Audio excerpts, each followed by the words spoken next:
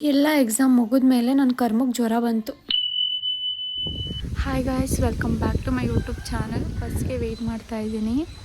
ಇವತ್ತು last review ಇದೆ project. ನೆನ್ನೆನೇ ಎಲ್ಲ ಎಕ್ಸಾಮ್ಸ್ ಮುಗೀತು.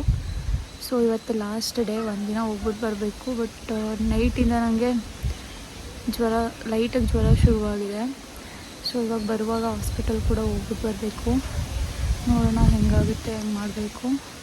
ಇವಾಗ ಟ್ಯಾಬ್ಲೆಟ್ ತೊಗೋಬೇಕು. ಚಪಾತಿ ತಿಂದು ನಮ್ಮಮ್ಮ ತಿನ್ನಿಸಿದ್ರು. ಸೊ ಇವಾಗ ಬಸ್ಗೋಸ್ಕರ ವೆಯ್ಟ್ ಮಾಡ್ತಾ ಇದ್ದೀನಿ. ಅದೆಲ್ಲಿಂದ ಕಾದಿರುತ್ತೋ ಗೈಸ್, ಎಲ್ಲ ದರಿದ್ರಗಳು ನನಗೆ ಅಟ್ಕಾಯಿಸ್ಕೊಳ್ಳುತ್ತೆ. ನಿಂತ್ಕೊಳ್ಳೋಕೆ ಆಗ್ತಾ ಇರಲಿಲ್ಲ ನನಗೆ. ಎಲ್ಲಿ ನಿಂತ್ಕೊಂಡ್ರೆ ಒಂಥರ ತಲೆ ಸುತ್ತದಂಗೆ ಆಗ್ತಾ ಇತ್ತು.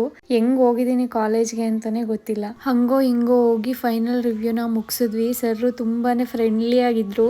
ಹುಷಾರಿಲ್ಲ, ವ್ಲಾಗ್ ಬೇಕಾ?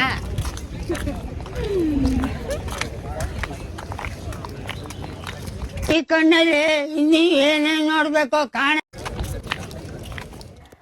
ಅಲ್ಲಿಂದ ಬಸ್ ಸ್ಟ್ಯಾಂಡಿಗೆ ಬಂದರೆ ನಿಂತ್ಕೊಳ್ಳೋಕೆ ಆಗ್ತಾ ಇರಲಿಲ್ಲ. ಯಾವ ಹಾಸ್ಪಿಟ್ಲು ಬೇಡ, ಏನು ಬೇಡಪ್ಪ ಅಂತ ಮನೆಗೆ ಹೋಗಿ ಸ್ವಲ್ಪ ಹೊತ್ತು ಮಲ್ಕೊಂಡ್ಬಿಟ್ಟೆ. ಆಮೇಲೆ ಎದ್ದು ನೋಡಿದ್ರೆ ಸಿಕ್ಕಾಪಟ್ಟೆ ಜ್ವರ ಇದ್ವು. ಆಮೇಲೆ ನಮ್ಮಮ್ಮ ಬಿಡಲಿಲ್ಲ.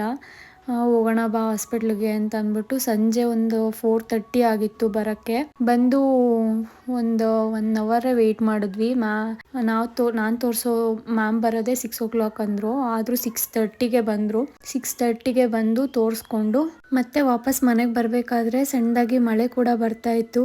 ಈ ವಿಡಿಯೋ ಇಷ್ಟ ಆಗಿದ್ರೆ ಒಂದೇ ಒಂದು ಲೈಕ್ ಮಾಡಿ, ಶೇರ್ ಮಾಡಿ, ಕಮೆಂಟ್ ಮಾಡಿ, ಹಾಗೆ ಸಬ್ಸ್ಕ್ರೈಬ್ ಮಾಡೋದನ್ನು ಮರಿಬೇಡಿ.